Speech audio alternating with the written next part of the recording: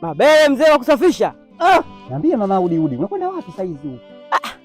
Mimi nakwenda zangu kutembea tembea. Mbona umekaa kwenye kichaka hivyo? Uogopi kung'atwa na nyoka hapo? Yaani bora ning'atwe na nyoka kuliko hawa dada zetu mambo wanayoyafanya. Kama unajiamini wewe ni mzuri, kwa nini usafirie nyota za wenzako? Mara leo huko kwa Aslay, kesho huko kwa Dula Makabila. Sasa alafu kesho na kesho kutwa unajifanya unachukuliwa na watu wenye majina makubwa, unachukuliwa na matajiri. Kama ulikuwa unajiamini wewe ni mzuri, si ungeenda kwa tajiri moja kwa moja? Kupitia kwa wasanii kwa ajili ya kusafiria nyota sio vizuri, hatutaki hiyo. Ndio maana nimekaa hapa.